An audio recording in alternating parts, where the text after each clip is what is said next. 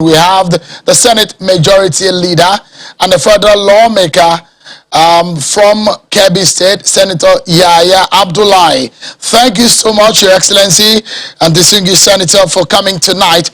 What a sad scenario that played out, the abduction of the students and staff at the FGC Brennan Yari.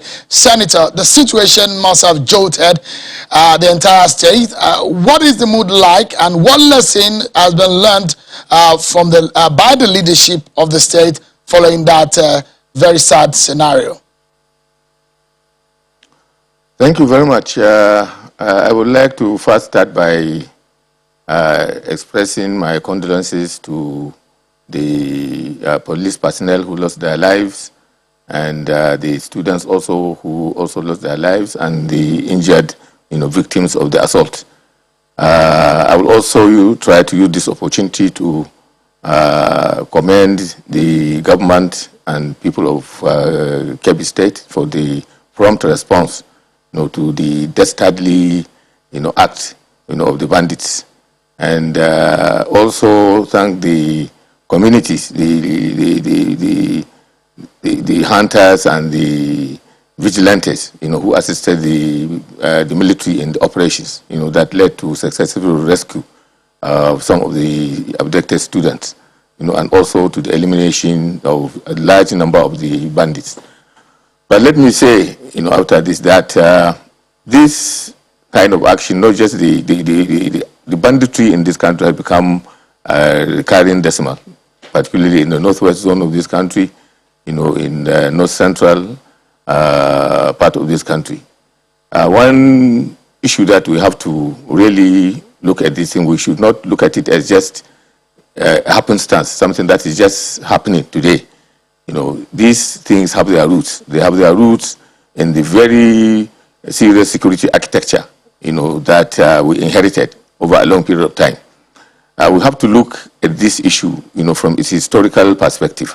And that started, from 1966, when the, particularly, let's say 67, 68, when the authority structure, was completely changed, and there is a centralization of the security architecture, away from local communities and put in the hands of government.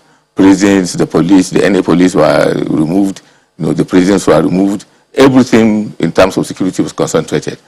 The traditional rulers who used to handle some of these matters and bring information on the activities of criminals, were completely sidelined. They had their authority whittled down, and therefore this created a large ungoverned spaces in the among rural communities, and large population increases and the breakdown of law and order, made these communities, very much, they are just left on their own. The government was absent, the local security architecture did not have either enough number of personnel are not there. The institutions that are used to relate to the people in terms of providing them with modicum of security and welfare, are absent. So this created a big vacuum, in the security architecture of the country. And that's why you will see that, when from the 8th Senate right down to this 9th Senate, the Senate has done a lot of work on this security.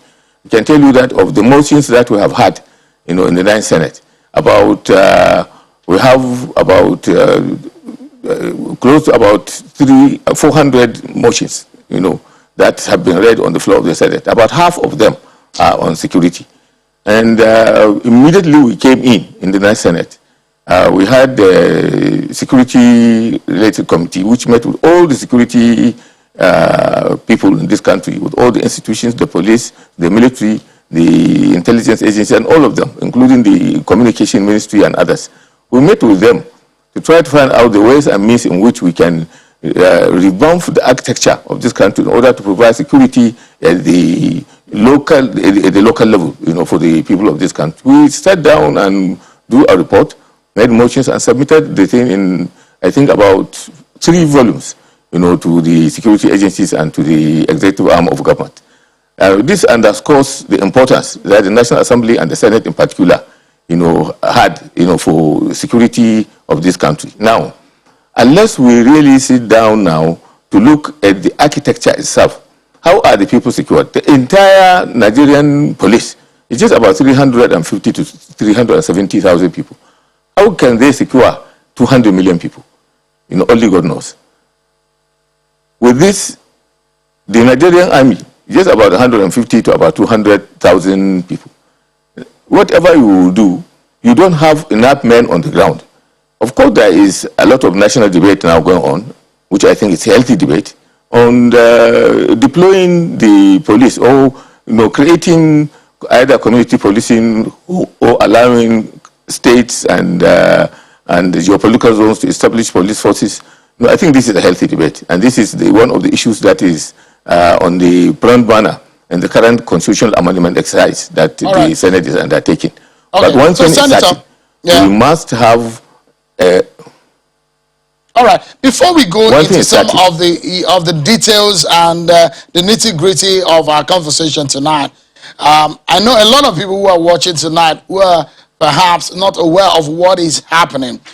Give us a sense of the latest coming from your state in the wake of the abduction at the Federal Government College. We are hearing now that more people are being rescued. We understand that many of the bandits were killed. What more can you tell us? Yes. How many of those bandits were killed, and in what manner did that operation happen? Well, the operation in the first instance, there were reports, that bandits were intending to come and attack the school. So the authorities deployed about 20 to 25 mobile policemen to guard the school. But as usual, the bandits operate in large numbers. And these 20 policemen were not enough to be able to effect or to face the wrath of about 200 motorcycle riding bandits, each armed to the teeth. Therefore, the police forces had to withdraw. And these bandits were able to move in. Some of them took away about 800 heads of cattle. We could not actually ascertain the total number of students that had been kidnapped, because in the melee that happened, some parents quickly moved in and moved their children from the school.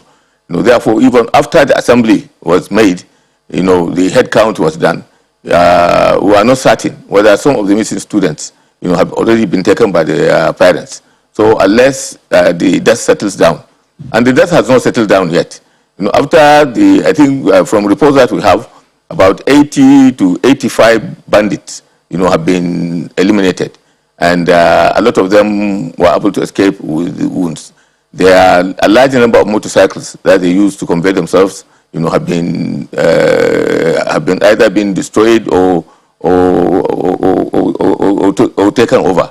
So it is still a running thing, because the security forces, are trying to build on their successes and are still pursuing the bandits. And I think just about sometime today, more bandits were killed, and about 3 other kidnapped students rescued. So maybe between now and the middle of the week, better data and better information, would be garnered. But one thing is certain. The bandits in that location are on the back foot. And the successes that have been recorded by security forces have been phenomenal. And as we go on, they are in pursuit, and we are sure that successful efforts have been made, and the bandits are actually scattered, and they had to now move in to mop the whole thing up. Senator, doesn't this look like there is some sore points from what you have explained that perhaps as a nation and as a people that we need to learn from? So when there are information that these bandits were going to attack the school, that is a credible intelligence, because it happened. They said they were going to come, they came, and they did whatever they planned to do. That's credible information, credible intel. But it does look like ill preparation on the side of the security operatives, because if they are able to come and they overpower the security operatives and perhaps put the lives of those security operatives and the student and the staff in danger, because they are not able to match the number of those who are there. What does this tell us? Because another area that is tied to this question is that you said that they took along with them several cattle and they're walking through the forest. Give us a sense of what is happening within that scenario. They operated for several minutes, gone dwell, so people will think that there must be some kind of reinforcement to help the 20 to 25 security operatives on the ground. Does that look like an ill preparation from your point of view? Yeah, we see what I started this interaction. I informed you that the entire nation, even all the states that we have, only 350,000 policemen. And when you look at some of the local governments, I say some of the local governments, none of them can you say you can spare about 20 to 30 policemen in a single local government. The number of forces that are on the ground simply does not exist. To even get the 20 that you are talking about, you have to remove certain police forces, mobile police forces from other locations to put them there. So what we are saying is that the boots on the ground in the security structure of this country is terribly inadequate. So we have to sit down and rebuild the security structure in such a way that we allow local communities to do community policing and the state government to have boots on the ground so that we can be able to mass and have enough men on the ground, to match any mobilization and any mass attack, that bandits might bring. If there were enough men on the ground, say about 100 well-armed policemen, this kind of thing would not have happened. But where do you get to more than the policemen? The policemen are engaged all over the north, all over Nigeria, 350,000 of them, apart from some of them who are guarding and doing several other guard duties and protecting major national infrastructure. So the major issue is not really a question of negligence or anything, but it's just that we don't have the boots on the ground. So the issue is that we have to now reboot the security structure of the country, change the security structure of the country so that we can have enough policemen and enough security agencies on the ground and in the locations. In this country today, there are so many open and governed spaces. Now, these open and governed spaces, particularly in forests, are the kind of sanctuaries that these hoodlums and criminals use to hide, only to emerge when they want to come out and attack helpless and helpless communities who have no means of defending themselves. So it's not a local issue. It's an issue that we have to deal with at the national level and particularly at the state level. But we have to also empower the states, allow the states through legal and constitutional means to be able to have their own local police and security forces, and also allow through community policing for local people to be able legally to come out and defend themselves. Because if we had that kind of local police and security presence on the ground, the bandits would not have even dared to even start the banditry in the first place. In the presence of these open spaces and the lopsided security architecture that we have in this country, that is the major cause of the banditry that we have. So the issue is not to say there is a blame on the authorities that are there now. What can authorities do if they don't have the people to put on the ground to do all this kind of work? We have to sit down and look at the entire architecture, make the laws, change the constitution in any way possible so that we can be able to provide proper security for our own people. So, there are a lot of question marks, actually, on what has happened. Because if you look at how those bandits operated, painful that they operated in that number, because we understand that more than 100 of them on motorbikes with heavily armed, and they came and did the operations. I will come back in a moment on the issue of the details of what happened. But what do you think has happened, Senator, in your state and in the region? Because the story that the bandits come on motorbikes numbering up to 200, how did these elements grow to such an extent? And it appears that they have the whole region encircled. Were we all sleeping and we just wake up one morning and these guys are terrorizing and they've taken over the forest? What really happened? How did they get here? What we are talking about, is just like what I have said. There are these great, large open spaces. The north is extremely large. There are, the reality of take Niger State. We can put the entire southeastern states in half of Niger State in one single constituency. So the vast expanse of land that is there, the forest trade that is there, and the total absence of any security cover will allow any of these people, and the porous borders that you have, the availability of guns everywhere, and the total, in some of these communities, there is complete lack and absence of any form of authority. Because as I said earlier, the security architecture that was built up to the first military to do was completely destroyed, and then in its place, there was a centralization that happened. So it deprived the local communities and the local authorities of any form of boots on the ground that they can to secure themselves. Now, with the rise in population increase and a falling economy, it became quite attractive for young men and people of doubtful and of doubtful character, to put themselves together. And because they have been succeeding, in the absence of any form of modicum of defense on ordinary people, in making money, so it became like a trade.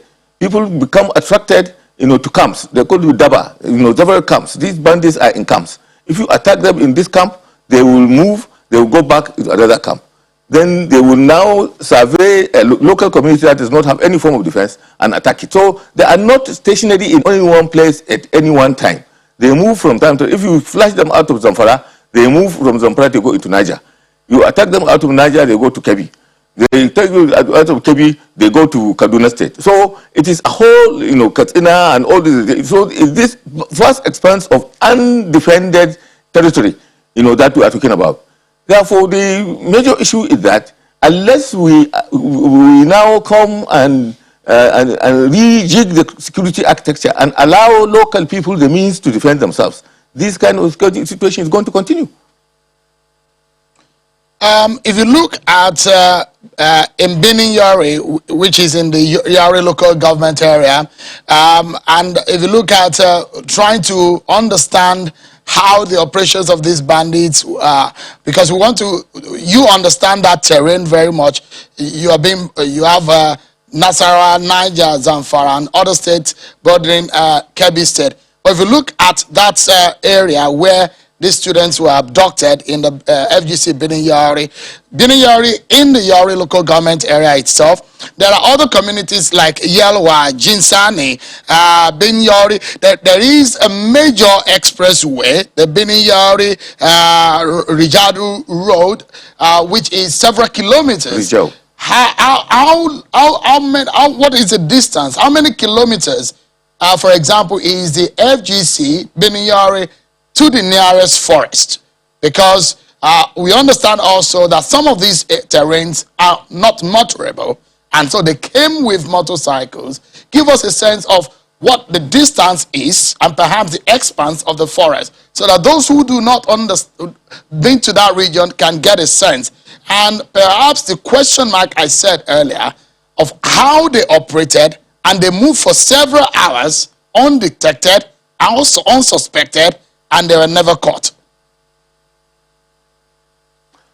It's not a question of they are not detected. You see, they can be detected. But those who detect them in the local areas do not have the security operatives, either those who provide the normal information, and even if they do provide the normal information, you don't have the security presence, the police presence, the firepower, to be able to bring them to question. You have to do a lot of mobilization for you to have the necessary kind of manpower that will attack this. You are talking in the area, you are talking about a junction where you have KEBBI State, you have Zamfara State, you have Kaduna State, you have Niger State. That particular area, you have one of the largest forest reserves, in the country, which that forest reserve has not been manned properly by forest guards and park rangers. Therefore, there are a lot of it's a large forest expanse of several hundred square kilometers. So for you to and people can operate in that place. It used to be a huge forest where people go before I think in the as late as the 80s to hunt elephants, to hunt huge wild boars and other kind of and other kind of wild animals, in that forest. So it used to be a huge hunting ground. So it's about more than 400 square kilometers in that particular location alone. So, the bandits have freedom of movement. They can even decide to move undetected through the forest without even having to circumvent any village. Some of these villages are scattered, as small farm settlements. So what they do is to move on, round up farm settlements, get what they want, kill who they want to kill, and then go back and hide in the forest. When you mobilize the necessary strength of the security forces to come and attack them, they easily move on to another location, kill people they want to kill, they take over. So the only alternative, if you just want to sit down and looking for to blame game, who to blame, that's not a way. You can't blame anybody on this issue. The issue, if you are going to blame anybody, you have to blame the nation. You have to blame the nation for the kind of negligence that we have had suffered over the years by not looking at our nation and taking care of the lives of the people. Yeah, the nation has leadership. And presently, in the last 6 years, the nation is being led by the APC government. You are a leader of the APC. So if you are saying let us blame the nation, you are part of the nation. You are part of the leadership. And so, that's what we are asking you. Well, that's what we are doing. That's what we are doing. That's what we are doing. Senator, you are a leader in the APC. I am telling you that's what we are doing. And security of life and property is the primary responsibility of government. How do you then react, Senator, just a moment, if I may throw the question, how do you react to those who say the government has failed in this area of protecting lives and property? That is one major promise of your government, the APC.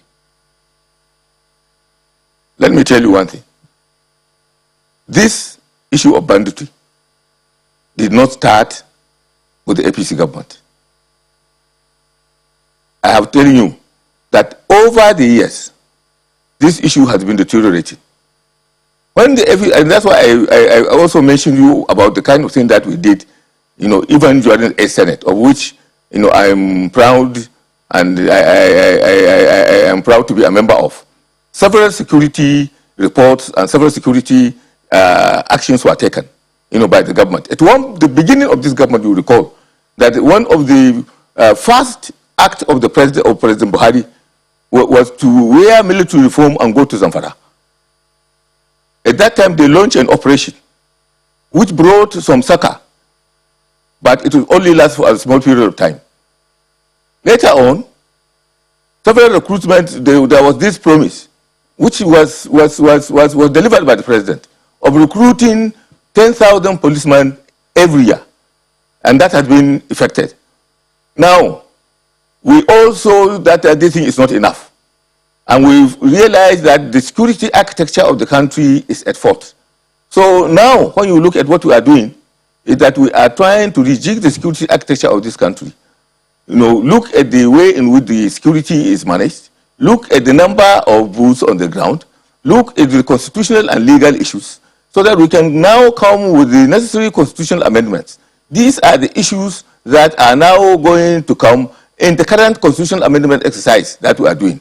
And we have already liaised with the state. We cannot just amend the constitution at the National Assembly. We have to have at least 2/3 of the state government to support us. And I think we can, on this particular matter, we might have already secured the number of state governments that we require, so that the necessary constitutional amendment can be made, so that we can allow local tiers of government to have the security officers and booths on the ground they require, so that we can be able to eliminate this thing once and for all. But let me also emphasize that this issue did not start with APC, but it will end, hopefully, with APC.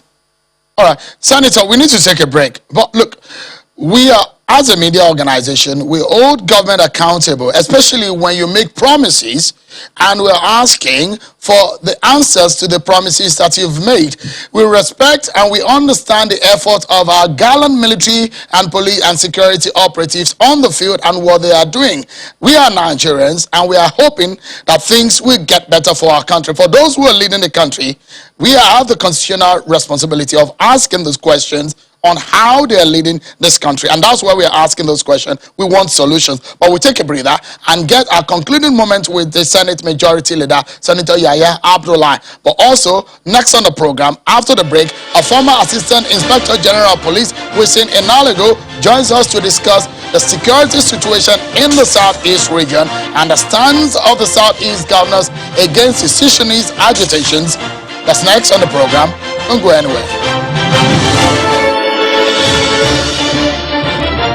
Thank you so much, everyone, for staying with us. Let's get back to our conversation with the Senate Majority Leader and the Senator representing KEBBI North in the National Assembly, a member, a chieftain of the APC. Thank you so much, Senator, for joining us. Quickly, we have to do a few business aside the business of talking about KEBBI State. But let me ask you, as a leader of the APC, when your party says they're going to fix security and perhaps the profile of President Muhammadu Buhari as a general in the Nigerian army gave that kind of assurance that he's got things covered as related to the issue of security. How do you feel as a father, as a leader, as a senator, and as a citizen that your party perhaps is finding it difficult to deliver on that very promise? Thank you very much. As a father, a leader, I'll tell you that I'm touched and I'm not happy. But then also, as a public officer and as a person who has been in government, I know the limitations of things like this, turning around situations that have lasted for close to 50 years. There have been challenges that face this nation over all these years. Some of the issues that led to the current deterioration that we are having started long before APC was even formed. And it was these kind of challenges that the party, like you said, promised to come to put to an end, or to at least lend a corrective direction in such a way that we can be able to eliminate them. We have done a lot, and I can assure you that what is coming now and what we are going to do now within the 2 years that we have remaining as the government of this nation, we are going to do much more. And Nigerians will see the results of our efforts within the next few months. I say months because I know what is really on the ground and what efforts are being made. Now this that's sharing, yes, Senator. That story that we will be seeing more, and perhaps some very things that you'll be doing in the next 2 months. But quickly, because I need to ask you a few more questions outside of this, how can Nigerians then believe your party? Because if you say you have not been able to do this in 6 years, so how can they believe that you are able to do it in 2 years? I didn't say that we have not been able to do anything in 6 years. We have done a lot in those 6 years. But what we have done is not enough, to bring, succor and to really, control this control the issues, as they should be. What we are trying to do now, having really understood what is happening, it's to tackle this issue from 2 dimensions. One, strengthening the armed forces with better equipment and better intelligence and better fighting equipment and fighting logistics. And then also tackling the constitutional basis, the security architecture itself, so that we can be able to make those kinds of security changes that brings the more boots on the ground to secure people, at the local level. Because you cannot, under these kind of circumstances, find out that anything that's having to be done with security and securing people's life has to come from an order either from the IG or from the chief of defense staff who reside in Abuja. So something has to be done around the architecture. So we are strengthening the forces while we are getting the constitutional and legal issues, resolved. Okay, settling the constitutional and legal issues is the most fundamental way of attacking these people. It's not a question of just you don't create a soldier overnight. You train a soldier. So we have to sit down, correct the trade institutions, recruit more, then allow local forces to develop and allow the states and the local governments to have forces that can protect the people at the local level. All right. So quickly, this is what will bring this thing to end.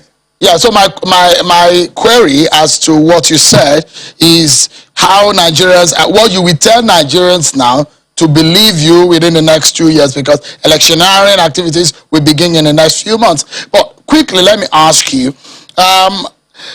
do you have a sense of who these guys are? I'm talking about the bandits, those who are taking our innocent children out of their schools, who are abducting them. Some of those who have escaped say that they are not Nigerians. Who are they really? And where could they have come from? You see, it is a combination.